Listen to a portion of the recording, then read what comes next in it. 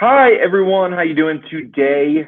It is really great to have you here. It looks like we have 38 people, 39 watching live. We'll wait just another minute or so before we officially begin and do intros. Just some kind of housekeeping stuff before we actually begin. You'll see it should be on the right hand of your screen, there is a general chat window. Please feel free to put any questions that come up during the webinar about that. Zoe and I will both talk briefly today. And then this whole thing will be guided by questions. So please use that general chat. We're here to help answer any questions you have about social media as it pertains to marketing your practice. So and the way that I find that these webinars go best is when people are asking great questions. So we are your resource here today. Please use that general chat. I'm going to type a message in there right now for everyone, so you can see that, and you'll be able to, kind of just ask things. But so cool. So I guess we will begin here. We got 45 people watching live right now, and the webinar, just as a reminder, will be sent to everyone who registered as a follow-up. So welcome to our webinar on how to market your practice on social media. If you're a Brighter Vision customer, great to see you again. If you are new to Brighter Vision, a little bit about us. Our whole goal is to make marketing simple for therapists. We offer a website design service that allows us to pair you up with a professional development team and build you a website that looks like you spent thousands of dollars for just $59 a month. That also includes technical support, search engine optimization, and domain name and hosting. We're currently running a 4th of July sale for $100 off. Just reach out to us through our website and you get that deal until the 5th of July. Second, and very exciting news, we're also now offering social media management through our new software application, Social Genie. Social Genie has a library of thousands of social media posts that you can edit, customize, and schedule across all platforms in a matter of minutes. Just choose your specialty and click go, and all of your social media posts can be scheduled out months at a time. If you add your logo to your website, Social Genie will automatically add that logo to each post, so your branding is front and clear to prospective clients. Social Genie has been launched but not publicly marketed by us yet. But whether you're a Brighter Vision customer or not, everyone here today will receive a 14-day free trial of the service to try it out. Also, in really exciting news, I am joined today by Zoe Holguin. Zoe is the founder and CEO of Therapist Leader, whose mission is to help refine and then grow private practices. Zoe is an expert with helping you, determine what your practice's needs are and then helping you build from there. She offers a free CEO workbook on her website that you can download, as well as if you're interested in, consulting with her, she offers a free discovery call to chat about your practice and what your needs might be. Both of these things can be accessed through her website, therapistleader.com. And great to hear you're using Social Genie already, Debbie. And I do see we have a question from Ryan. But before we do that, I'm going to have Zoe talk briefly kind of about, her experiences with social media and what she's done to make it really effective. Because, she's an expert at, using, social media to help grow practices. So Zoe, why don't you take the floor? Yeah, sure. Thanks, Sam. And thank you so much for having me. I'm so excited to be here with you and be here with everybody and to talk about the power of social media as it, pertains to growing private practices. And, I think that a couple of different things I want to cover today as a clinician and also as a business person. I think social media is really an important part of the total package of building our private practices. And, I think especially in this day and age, I know when I go to check out any type of service, the first place I go is to the internet, right? And I Google whatever it is. And then once I find someone, I Google more and more and more. And I think when it comes to finding a therapist, that's what we do. And that's why a website is so important, right? Having a quality website. But I go beyond that, right? And try to find out like, what's their Instagram? What's their Facebook? What are the messages that are going on? And I think that's really true for, really true for clinicians as well and therapists as well. I think that's what our clients do.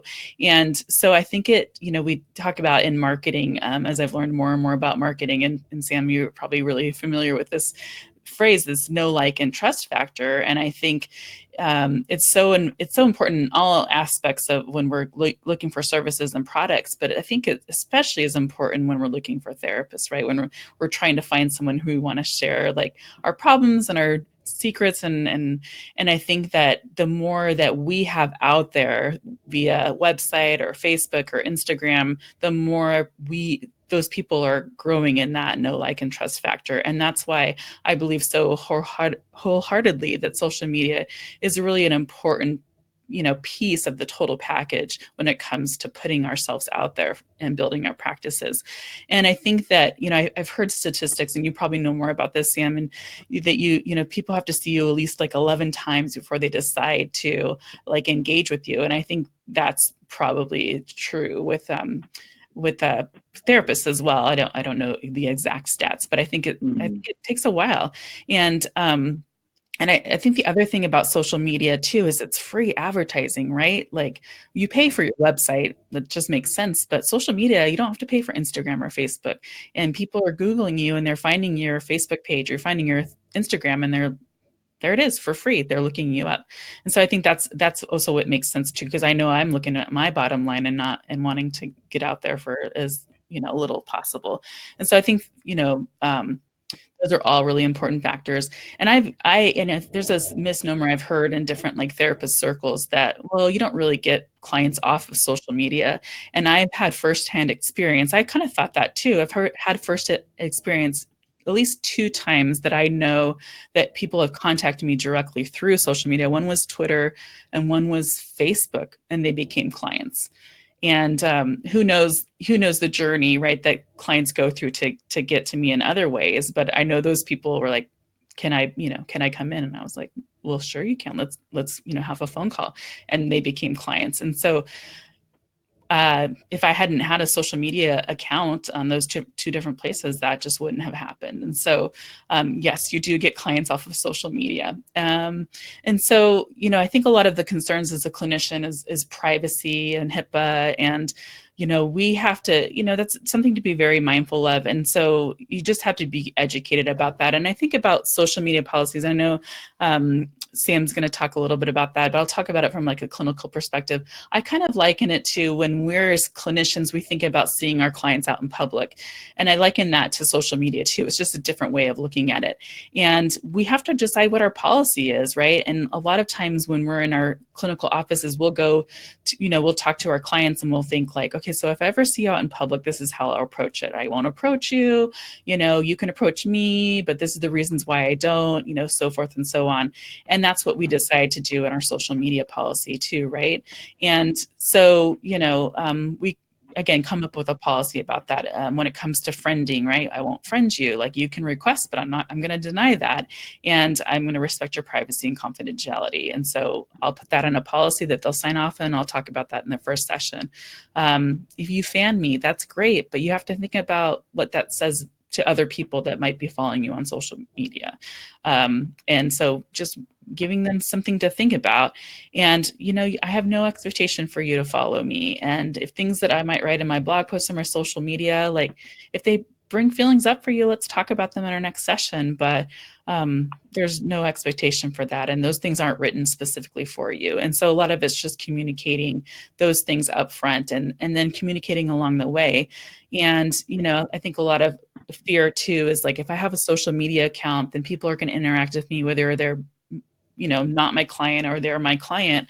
And again, it's just putting like turning off commenting if you want to. And I know Sam's going to kind of talk about that too, but also it's maybe writing some scripts that you have like saved that you would send out if someone interacts with you, saying, redirecting them to your phone or saying like, if you want to set up an appointment, or if this is an emergency, call it, So it's just coming with the policies and procedures and how you're going to deal with that if it does happen. And then talking with your client, if there are your clients, talking with them in the next session, like, hey, you sent a message and you probably got my auto response, but we need to kind of talk about this too. And so sometimes in our anxiety, we just say like, I'm just not going to do it, but we have to think through like a process and how we're going to go about that process, whether you handle it or your virtual assistant handles it.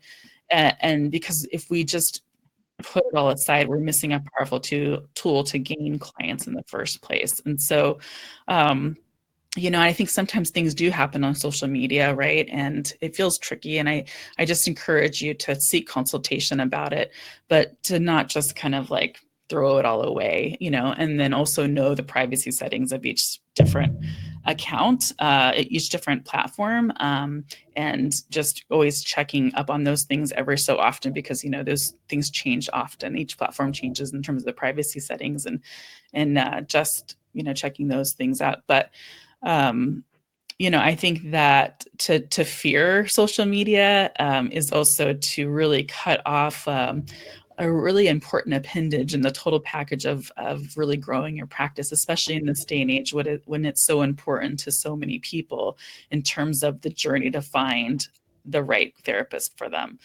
And so I think that kind of covers. Oh, I also think the other thing is that sometimes markets are really flooded, right? Like with therapists, and you can go to Psychology Today and it's like, rows and rows and rows, and you want to stand out, right? And having a social media account and a great website, if you're the one that's continuing to stand out through your copy and through multiple, through a really great social media account, it's more likely that someone's going to be like, she's professional. I can't tell you how many times through my good website and some social media, people are like, you just seemed like you had your stuff together. I really appreciated that you even had a website, let alone a social media account. It just spoke to your competency. I could be totally incompetent and they would figure that out, but I'm just saying that those impressions matter. And so, yeah, those are just some of the things that I think were top of mind when I was thinking about coming and talking about this from a clinical perspective and also a business perspective, that we have to have, in terms of balancing both those things out when we enter into the private practice space. So. Awesome. Thank you so much for that, Zoe. And the thing that I love that you said in there too, and I think what's really going to be kind of paramount to, our discussion, today, and then just when we're talking about social media in general, is those pillars of know, like, and trust. They are so important in every business interaction, whether it's therapy, whether it's, what we do here at Brighter Vision, whether it's, really any sort of business, you can use those basic principles for. And I think specifically kind of narrowing it down into the behavioral health field, I think the way that people trust you, I would say, and there's some different arguments for this, but I would say the way that people trust you a lot of times is going to be your website. It's going to be a Psychology Today listing. They're going to see that, hey, you have things out there. You're not just a random number listed on some, WebMD profile somewhere, that you have a real brand out there.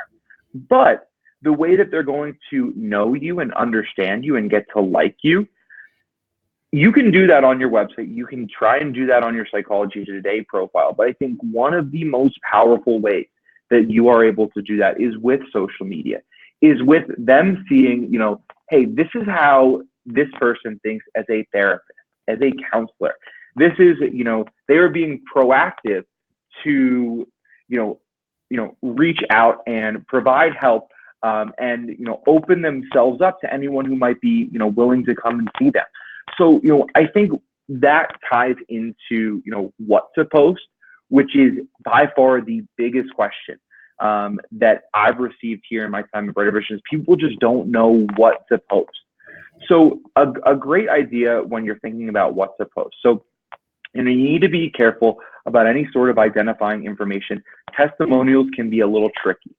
However, what I find is the best thing to post oftentimes is a little blurb about, what you think tied with an article. So for example, if, let's say you specialize in premarital counseling, you could say, hey, don't wait until you get married to come set a good foundation for your marriage.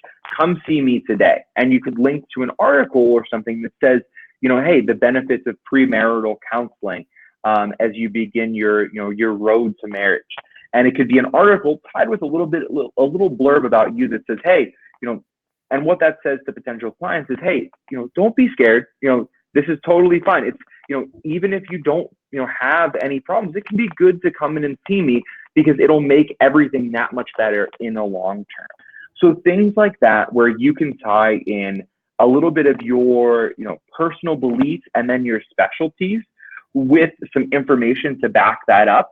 Psychology Today has a huge library of really great articles that you can share on social media. It costs you nothing besides a little bit of your time to pick out an article and come up with a post. And it's a really, really effective way to, to be able to share things and be able to, reach a larger audience. Do you have anything that you kind of want to add to that, Zoe? No, I agree. Like, you have to be careful testimonies because we can't do that, right? That's a HIPAA thing. But yeah, I think being personable and yet representing your specialty is really important. They get to know like who you are and what you represent, what you're about is, so that even by the time they walk through your door, they get a sense of what they to expect. And yeah, I agree with that wholeheartedly. Absolutely. So one of the other questions too we get a lot is where to post. Right. And this is actually a question that Ryan had asked just right after we started. So our top recommendations for where to post.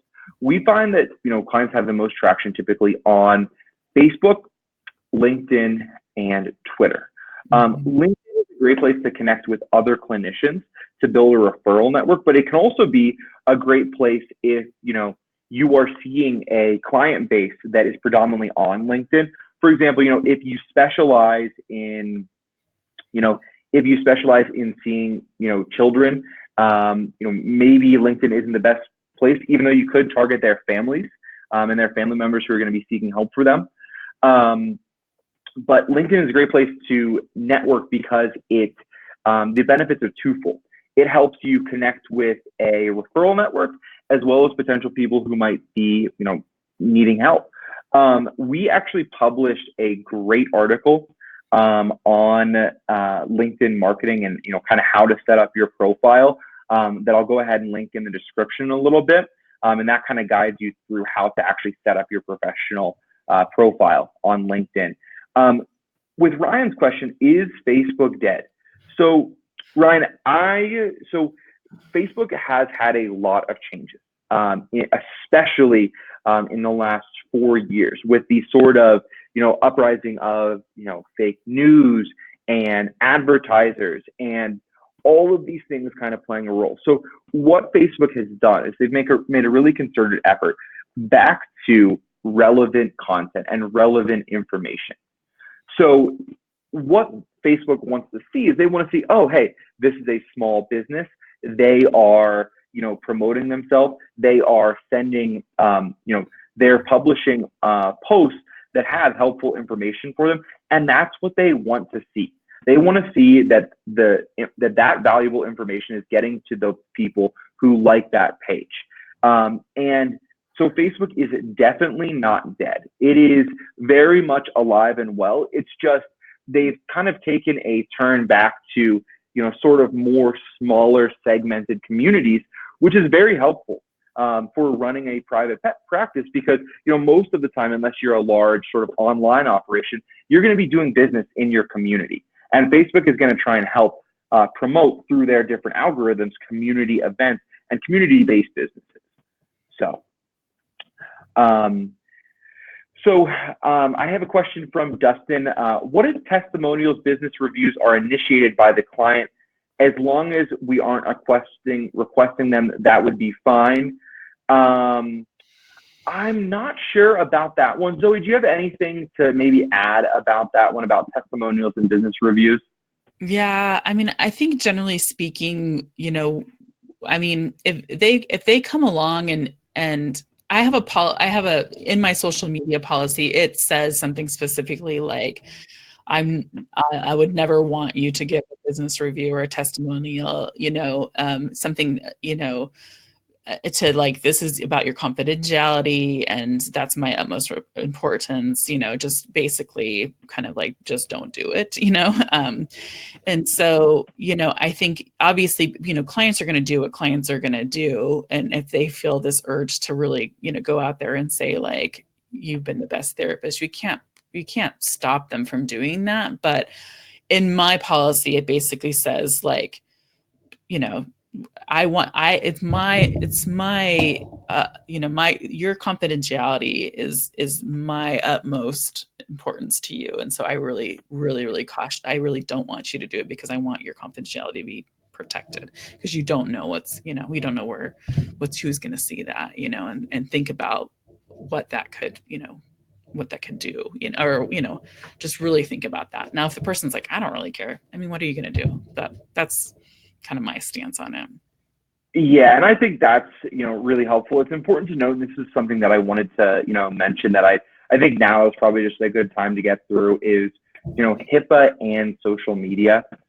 So, when posting, you want to make sure you never put, any identifying information that could ever identify a client.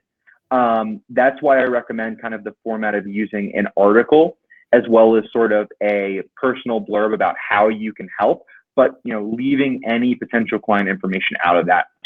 If there is a situation where a client identifies themselves as such, you'll still on social media want to operate as if this person is not a client on any public platform. And as Zoe said earlier, address this with them in private or in a session. Additionally, all of the major social media outlets, LinkedIn, Twitter, Facebook, give some options for comment moderating. For example, on LinkedIn, you can just fully turn off comments for a post. On Facebook, on a business page, you can moderate comments and hide or delete comments. On Twitter, you can hide tweets.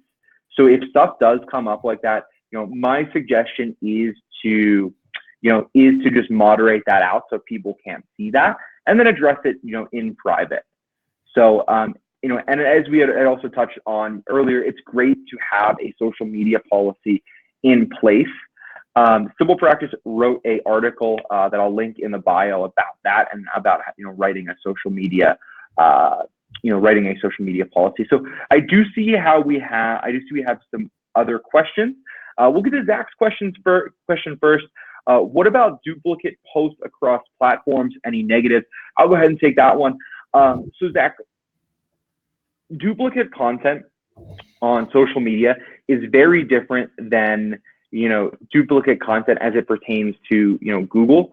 On social media, there is no problem with duplicate content.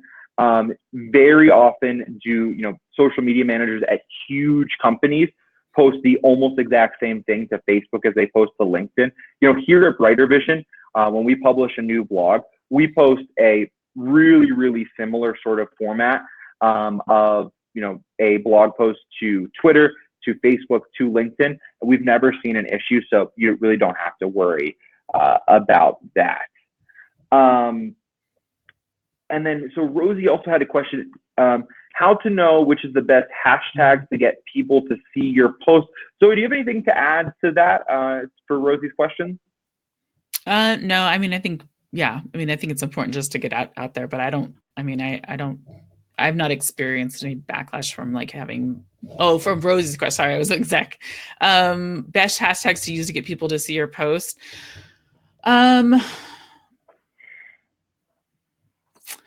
I feel like isn't there certain programs out there that you can kind of see? Well, this is what so I'm thinking Instagram, right?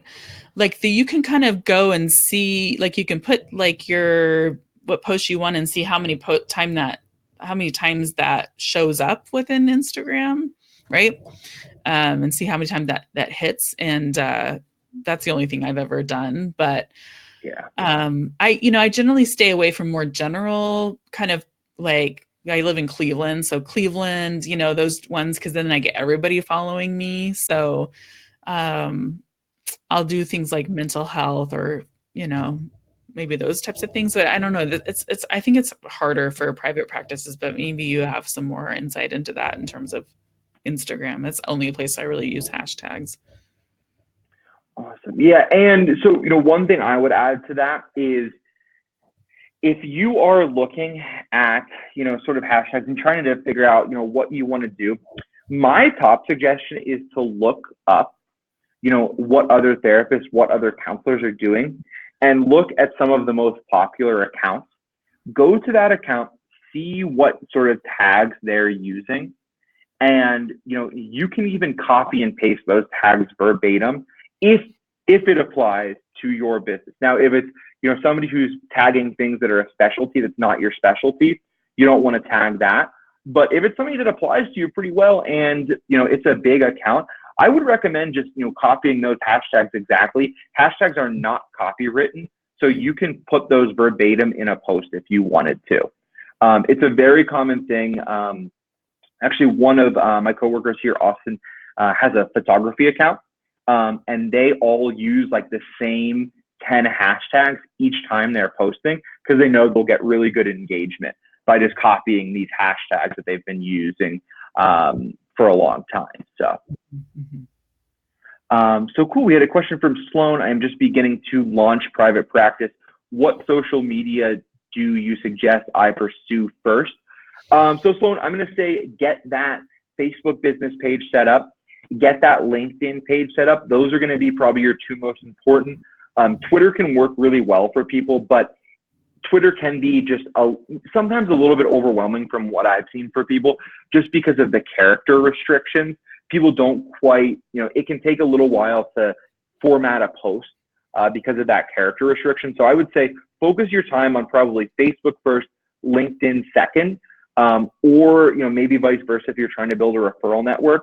I would maybe actually just pursue those at the same time. Anything you have, any kind of thoughts you have on that?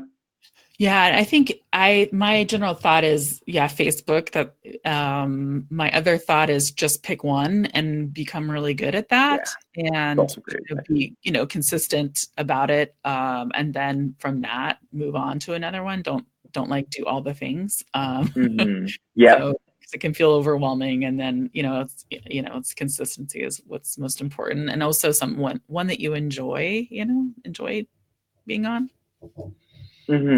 Yeah, and I do think when you're kind of planning your social media, it's important to first develop sort of a mission statement and figure out your ideal type of client.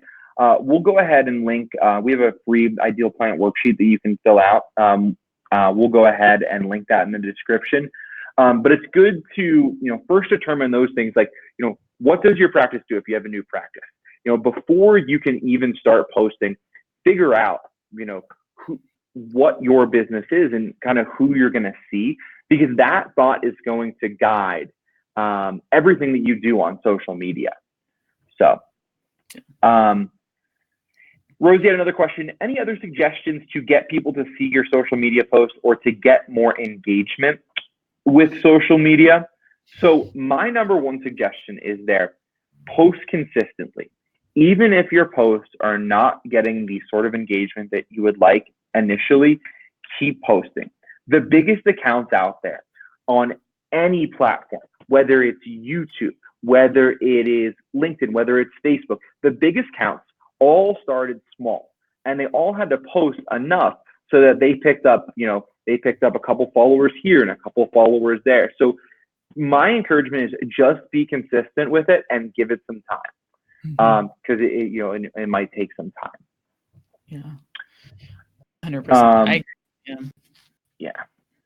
So, any suggestions on how to market to couples who are doing fertility treatments? I think. Well, how about this, Zoe? Would you like to maybe try and answer that one? Shirley Raymond's question. Yeah, to couples who are doing fertility treatments. So I'm assuming using social media. I mean, I would obviously if there's hashtags available, I would probably use some appropriate hashtags, right? Um, there might be local. I wonder what. I would wonder if there was like local like Facebook groups that would be about support groups, and that um, depending on the group's policy, whether you would be kind of allowed to, I don't know, post in those groups. Um, yeah, I would wonder about different like fertility treatment centers around your area, and somehow doing some type of like joint marketing efforts in that way, like even if it's online. Yeah. But yeah, that's kind of what comes to my mind. Yeah, and I would agree with that. I really love your suggestion, Zoe, about you know access to groups. A lot of times when people are going through these sort of things, and this goes back to what I said earlier about the community-based nature that Facebook is moving to, is people are going to engage with a community who they can talk with, who is dealing with their specific issue. So if you can, if you can get access to one of these groups to recommend your services, that's a very, very powerful thing. That says, hey, just wanted to let this group know I specialize in this issue. If you would like to come and see me, I'd be happy to set up, a free initial appointment to chat about what you're going through. And that's a great way to do some outreach on Facebook. That's a little bit different than, the posts themselves, but I think it's important not to overlook that. The power of groups, the power of gaining access to online communities, people who are probably looking for your services already. So it's not really, a thing that you can feel like, you're sort of encroaching where you shouldn't be, because most of these people probably just don't know about you, and they're looking for help. And if you can get access to a community that is focused in the issues that you deal with, that's fantastic. Mhm. So, and can be something that's really powerful. I know there's a bunch of groups for marketing for therapists, and they ask questions about like social media and web design, and we there's a couple of those that Perry Rosenblum, our CEO, is in, and if somebody asks a question, he'll respond once in a while. It's important not to be too pushy in those things, but just to kind of be like a natural member of the group if somebody expresses interest. So, Ella had a question. When I use a hashtag in my post on LinkedIn and I don't have an Instagram account, will it still boost engagement? I don't know anything about Instagram.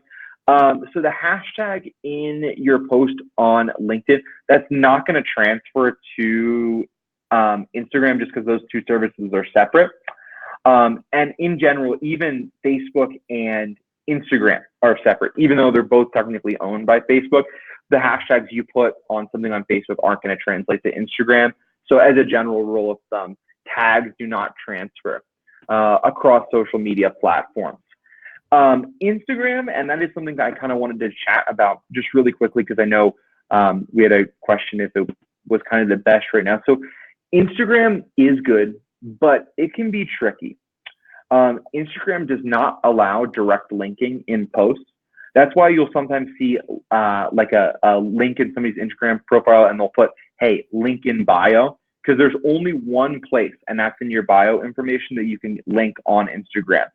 So I would say for marketing, Instagram is great for marketing, products, but I think for a private practice, Facebook and LinkedIn are going to be a little bit better. If you have the bandwidth, it's good to have an active Instagram account. But Facebook and LinkedIn are typically, what I recommend, if you're just starting out. So Sloan had a question: how frequently do you suggest to post? So this is a question that we get a lot, and I would say, the answer is going to be kind of all across the board. My personal suggestion for a business is about 3 times a week to post. Would you have any experience with that, Zoe? How many times would you say a week to post? Oh man, I feel like that's a tricky question, because Yeah. I feel like you have to balance between like consistency and like how many, algorithms and those types of things. Like I tend to like consistency tends to weigh out for me. Like, so as much as you can be consistent, and it feels manageable and it feels like doable. So I tend to kind of go that way as opposed to maybe more of the marketing like way. Mm-hmm. So I, in terms of like when I work with my coaching clients, I'm like, okay, let's start small, right? Like if you can show up one time a week, let's do that. Let's do it consistently. And then we'll kind of go from there. Like, just let's do it consistently. So that's because I feel like some people are like, they'll hear numbers like, okay, I need to do it whatever times and I'm going to do it. And then they just burn themselves out because they're like, I can't keep up this pace. And which is probably the reason why apps like Social Genie are so brilliant, right? Because you can just like set it and forget it. But yeah. And I definitely agree with what Zoe said. I think that's actually very key. So from a marketing side, I gave you, 3 posts a week. But, for my suggestion to, everyone in the audience, I think that's really the biggest thing. You need to set out a guideline of, what your bandwidth is and how can, if you were going to say, hey, I can post 5 times a week, great. But, make sure that you have the bandwidth to be consistent with that. If you can only post 1 time a week, and this is why I love that you brought that up, you should only be posting 1 time a week. Leave it consistent. It's much better to just post once a week than, say you're going to post 5 times a week and only end up posting, once a month. So I think that's really important. Our tool, as, Zoe had said, Social Genie is designed to take care of this, so that, you can schedule out months in advance and just know that you have a post going out 3 times a week that you've already selected and that it's already going out. So you don't have to worry about making time for that. So that is, so, it's all about consistency. So, Marjorie had a question about any suggestions on topics of interest to possible clients. What should be posted? We touched on that briefly at the beginning, Marjorie, but in general, you want to post things about the issues that you're seeing. You need to determine who your ideal client is, what issues they're facing, and then post content that's going to be relevant to them. And sometimes I hear people saying, I don't want to post to social media because I'm giving out my services for free. I'm giving advice for free. That's not necessarily true. An article with a bulleted list is helpful, yes, but it can never replace seeing and talking to someone in person. So, pick an issue that your client is facing and, post an article with that and say, hey, for example, I see people with PTSD. And then you say, hey, I have seen and helped, countless cases of, previously undiagnosed PTSD. And then here's an article of, reasons, why you might be suffering from PTSD. Something like that to keep people engaged, to keep people asking questions, saying, oh, I think, it might be time to, go in and see someone. I've been dealing with this kind of silently and suffering silently. I think, it's time to go get help. Do you have anything to add to that, Zoe? Yeah, the one thing that I've done over the years is when I'm with clients, right? I'll pick up language that I'll hear like consistently.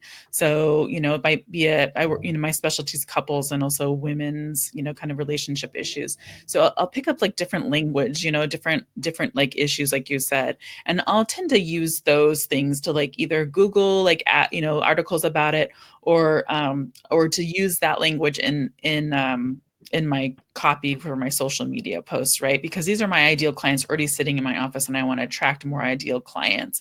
And so the content that I like to curate really is spot on to the talks to like my ideal clients are already saying those things. So it's like I worked with women, like I work with women's issues, but now I work with more anxiously attached women because I found that all the women that were in my office had anxious attachment. And I was like, so anxiously attached women, like they'll find content that's more like along those lines. So that's kind of when I think about like content, I think that's like my little trick is I just listen to my clients. Sometimes even after that, I'll be like, that's a phrase I keep on hearing. I'll write it down and then I'll start to just expound on that more and more. And that's kind of how I find that content. Yeah, and I think that's great. So, and Ella had a question I can answer quickly. To go along with my question, exactly what platform uses the hashtag Twitter or Instagram? So they both do. A hashtag is a typical way to link. It actually started traditionally in web development as a way to like link back things and notate back to things. So all of the major social media platforms actually use hashtags now because it's a quick and convenient way to link back to things within that platform. So they all do. Debbie had a question on what are your thoughts on Facebook Live versus posting videos to Facebook? I have some thoughts on this, but I'll let Zoe go ahead and go first. Yeah, I mean, I think, gosh, I think what I've heard, right, is that Facebook's algorithms favor lives, but I kind of think also probably the therapist to me is like, whatever makes you more comfortable as long as you're showing up, if it's videos and you're feeling better about that, then do the videos and post and upload them. If you're feeling comfortable with lives, do lives. So I think as long as you're showing up, that's the main point in all of this. That's kind of the end of the day. And I do agree with that. As long make sure you show up. The only thing that I would like to add with live is I think live, going on Facebook Live could potentially open you up to some HIPAA violations or some people kind of talking about issues in the chat, which is something that you probably don't want.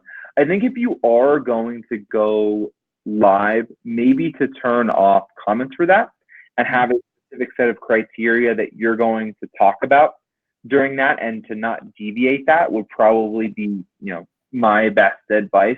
Just because, you always want to be sure of privacy. With a live stream, things can get, sometimes things can happen that you don't want to, and you have less power to moderate on that. So that's kind of my one, one holdout for that. So, any thought? Athena had a question. Any thoughts on the use of YouTube and benefits of posting videos to attract clients? So I personally love YouTube. I love YouTube for a different variety of reasons. One of my most recommended things for our clients is have a video of you talking. Create a YouTube video, put a YouTube channel, put a video of you talking, help people get to know you. And this, once again, pertains to what Zoe had said in the, beginning of the conversation, that, people do business with those they know, like, and trust. And this is another way to get that sort of personal trust and, to know you from videos. So I love YouTube. Most websites facilitate, adding YouTube videos and embedding videos. Here at Brighter Vision, all of our websites allow us to add videos. We've added a ton of videos to sites before for clients. It's something that I really, really recommend. There's some great therapist channels out there that you can check out. They just, kind of have themselves talking or them, discussing an issue. So you have any thoughts on YouTube, Zoe?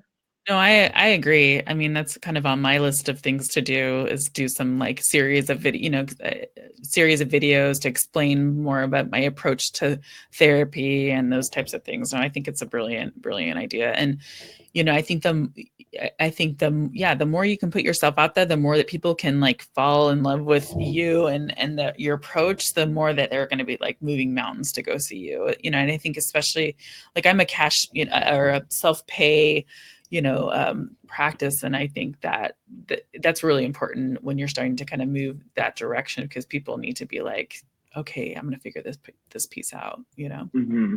Mm-hmm. 100%.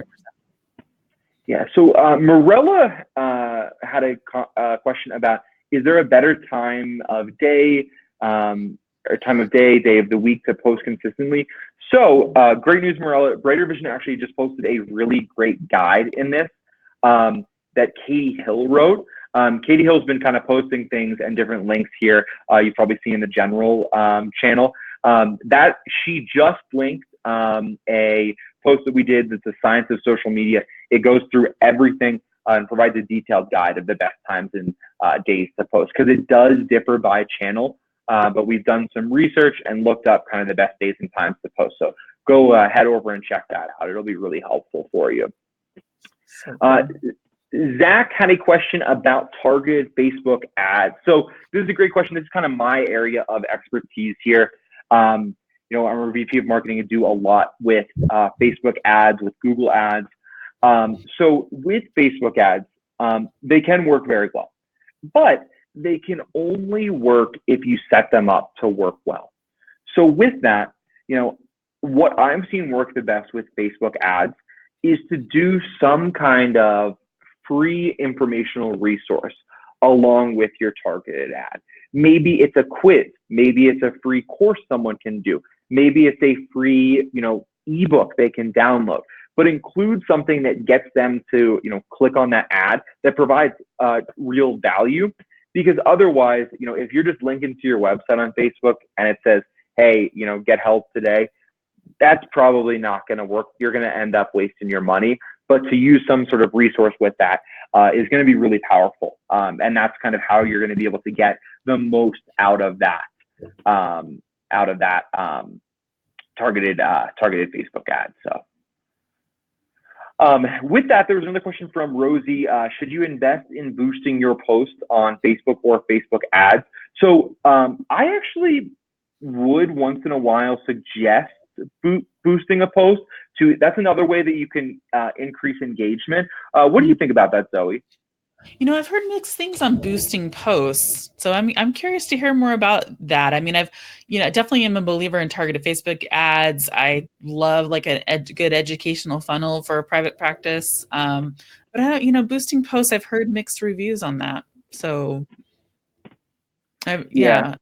generally negative ones. So I'm really curious to hear your thoughts. Yeah, I've heard it be mixed too. I think it's something good to do just like once in a while, if you have the budget. I know boosting posts can be pretty cheap a lot of times, oftentimes like under $100 to boost a post. So it can be a good thing to do to, increase engagement. I don't know if it's actually going to, necessarily bring in clients by boosting a post, but it is going to get people looking at your page. So. Right.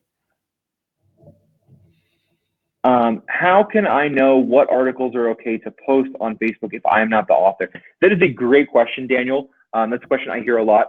So typically with the way that the internet works, it's really cool because whenever you are linking something on the internet, as long as you're not copying and pasting it and lifting it from another site, you can share whatever link you like, because it helps out the author. And this is something that a lot of people don't know, is that sharing someone's work on your personal page is going to help them out. It's going to get more traffic to their site. It's going to get more engagement on their site while also providing value for you. So as long as you're linking to something that, properly attributes the author, it's totally fine to post whatever you find. What wouldn't be okay is if you copied a blog from somewhere else and posted on your Facebook business page. But as long as the attribution is there, it's totally okay. So cool. So we had a bunch more questions. For Melody, how many videos should I create? That's a question. It's going to be a kind of a bandwidth question. However many you have time to. And however many you can do that you can post consistently. So Christina had a question, hopped on a little late. I'm wondering what type of disclosures are recommended to place on social media to protect the therapist and client regarding sharing information on a public platform. That's more of Zoe's wheelhouse, so I'll let her take that one. Yeah, so that some of the disclosures are, I'm not going to friend, if you request to friend me, I will decline your friend request to respect your privacy and confidentiality.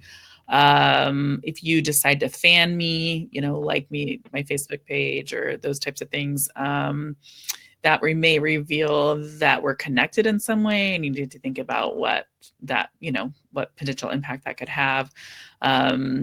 There's no expectation for you to follow my blog posts or take those things to mean that I need you to do anything about implement any of those things. I don't interact with you on any types of social media, so don't use the messaging features. I don't check those messages on a regular basis, if at all. Covering like what to do in a crisis, that you don't use social media avenues for that. Even like texting and those types of things you would probably add in there. Yeah, and then we're not really then engaging those, not crossing those boundaries yourself, right? And then bringing those things up into the next session. And then, when it comes to like testimonials, we covered that a little bit, just checking. I think it was Ryan who suggested like checking with your board, checking with your code, the code of ethics of your particular, it's not board, but your particular affiliation. And but basically saying like, there'll be, I think in my policy it says something like it would appear like I'm going to be on Yelp, I'm going to be on Google, Google business listings. It would appear that it looks like I'm trying to solicit testimonies just by being there, but that's not what I'm doing. That's exactly what it says. And I encourage you I do not want you to do that. This is to protect your privacy and confidentiality. So just talking about that as well. So those are the disclosures that I have on my social media, my informed consent, and then I actually have a separate social media policy expanded version that they sign off on too. So yeah, that's basically what I have going on in there in that realm. Okay, so cool. So I'll take this question. And then there were a couple of questions from you from Mike and then Catherine, Zoe. But I'll take Catherine's first question, which is, what's more effective, video on YouTube or the website, or put the same video on both? My answer to that is whenever you can double dip with your content creation, do. You would want to upload to YouTube. You would want to upload that YouTube video to your website in the same way as that if you post the blog, and you post the blog on your website, you would want to also let people know that you posted on Twitter, on LinkedIn, on Facebook. So, as a general rule of thumb, whenever you can double dip with social media, do. So, Mike had a question if you could list those disclosure suggestions and make those available. Maybe that's something we can do and we could send out after the webinar. I'm not sure. Mm-hmm. Okay. Yeah. I was thinking too, I also have, I'm trying to think if I have them on my clinical website too. I have on the website disclaimers, right? I'm sure you probably offer that through Brighter Vision on your websites. I'm trying to think if I have something to that effect on my clinical website. Like if people are interacting with my website, I think I do as well, but. Mm-hmm. Yeah. Okay. Yeah. Okay. So cool. And then Taylor had a question. I've seen reviews for a local private practice. Most were positive, but a former client who was clearly angry left a very harsh review.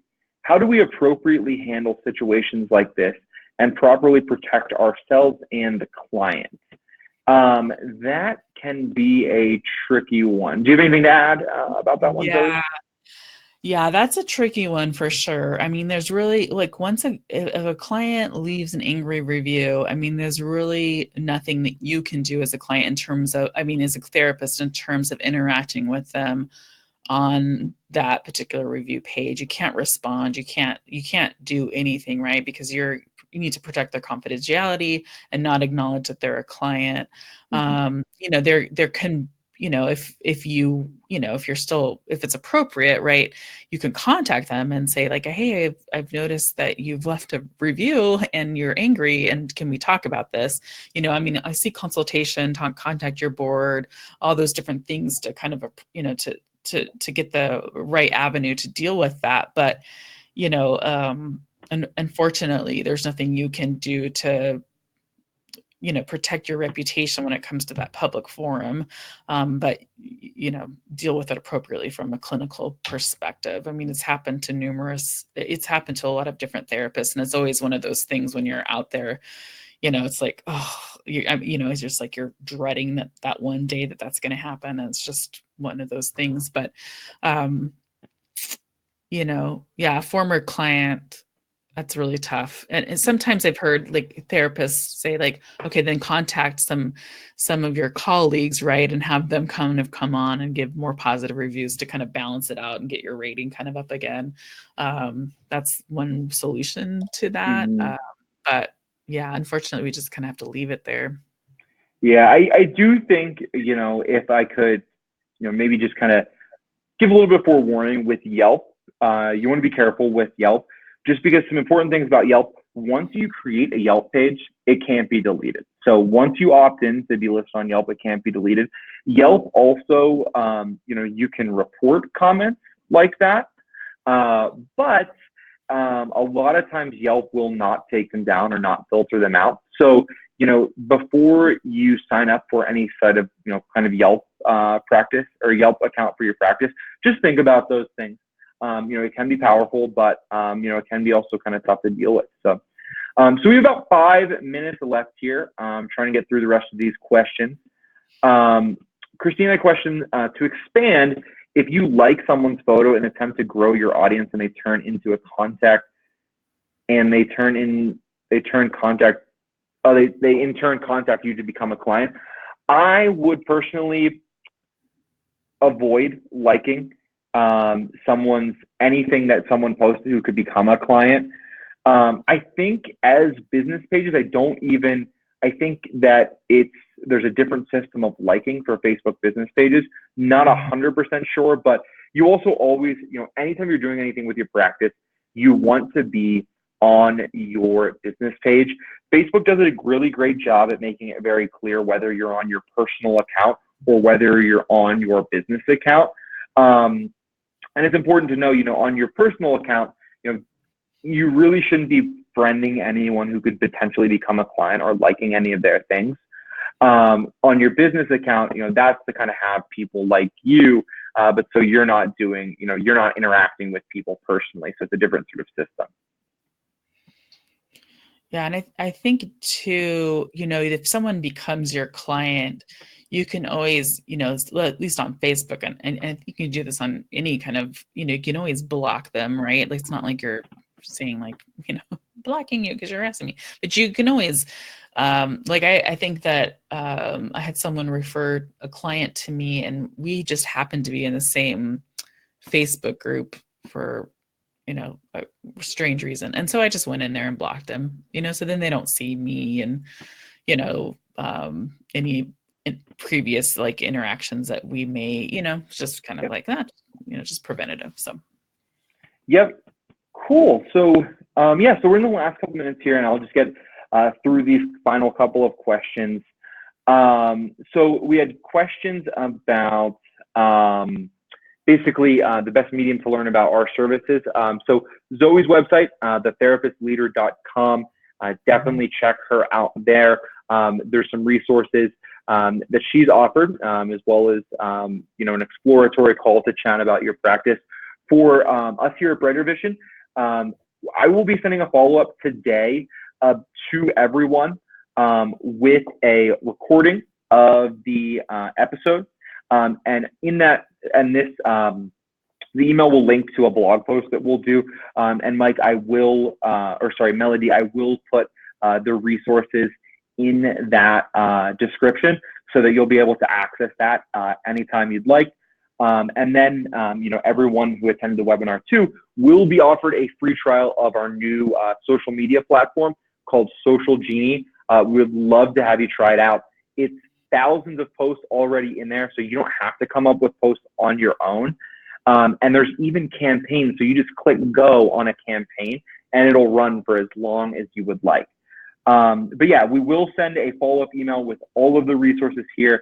I absolutely loved the questions today. They were great. You were all a fantastic audience.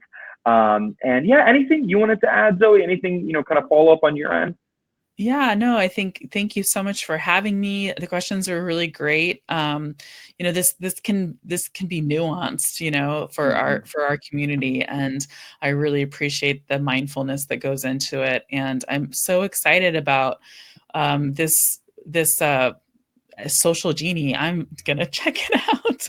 I love that you have campaigns Yeah, and you have posts that are already loaded. I think, that's what I love about Brighter Vision, and I love, this new product is that we're busy clinicians, and this, especially as the therapist leader, like where I'm about expansion, right, and about growing practices, and it's like these two products, right, just like set it and forget it. It's just yeah. amazing. So, so great.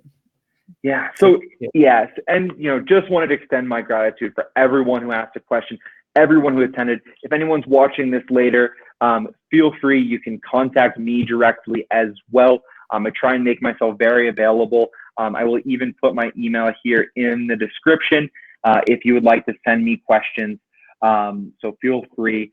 And yeah, be sure to also check out Zoe's business online. I had an absolute great time with you, Zoe, and the rest of the attendees, and looking forward to seeing everybody out there on the social network. So, yeah, have a great rest of your day, everyone, and a great weekend.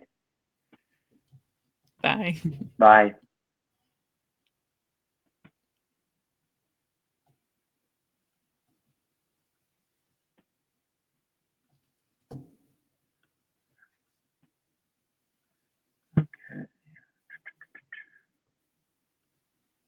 Okay, so this is ended.